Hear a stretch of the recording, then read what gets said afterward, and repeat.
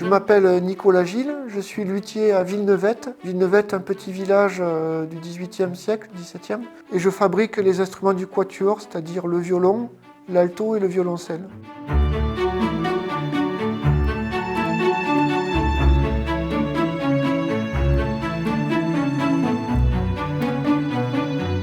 Quand j'étais jeune, j'étais au conservatoire en guitare classique.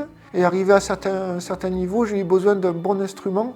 Donc on est allé le faire fabriquer chez un luthier. Et là, j'ai découvert un métier qui m'a tout de suite plu. J'aimais le travail manuel. En fait, je fabriquais des planeurs radiocommandés. Donc le travail du bois plus la musique, ça m'a conduit directement à la lutherie. Ce qui me plaît beaucoup dans le violon, c'est qu'il y a cette magie un peu d'un outil qui dure dans le temps. On voit des beaux violons anciens qui ont 500 ans dont on s'inspire pour les fabriquer. Un instrument qui regroupe plein de domaines qui paraissent éloignés les uns les autres. De la botanique jusqu'à la chimie, en passant par l'histoire, la musicologie. Alors, les grandes étapes de la fabrication d'un violon, c'est déjà choisir le bois. Principalement, on a deux bois utilisés pour le violon.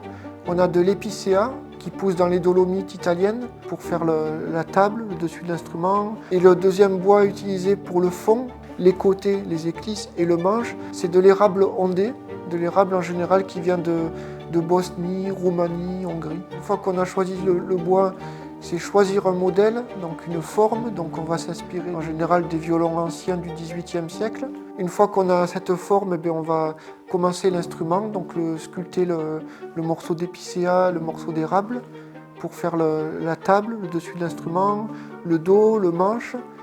Que ce soit du violon, de l'alto, du violoncelle et même de la contrebasse, c'est vraiment exactement la même technique. Le violon est plus rapide à fabriquer, mais c'est vraiment la même fabrication.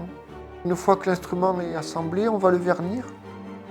Je fabrique mes propres pigments en utilisant soit des racines de plantes, par exemple la garance, elle a une racine rouge, et de cette racine, je vais tirer une couleur. On peut utiliser aussi des insectes comme la cochenille, par exemple, qui donne un très beau rouge. Je fabrique aussi mes propres vernis, donc j'utilise de la résine de pin que je vais cuire pour donner de la couleur à la résine. Et ensuite, cette résine, je vais la mélanger à de l'huile de lin à chaud, et je vais obtenir un vernis coloré que je vais appliquer sur le violon.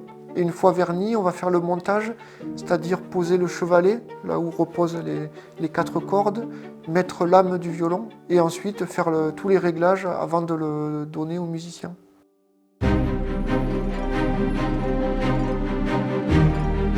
Je participe régulièrement à des expositions en Italie, en Allemagne, dans divers pays. J'ai participé aussi à des concours de lutherie, où j'ai eu de nombreux prix. C'est très intéressant pour faire connaître son travail. Mes clients sont principalement des musiciens professionnels. Je vends mes instruments une bonne partie aux États-Unis, en Europe et un peu en Asie.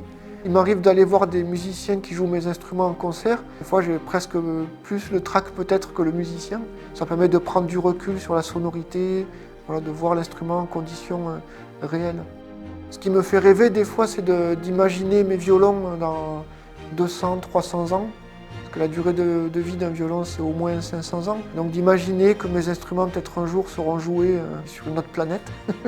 Et à ce côté magique un peu du violon qui nous survit.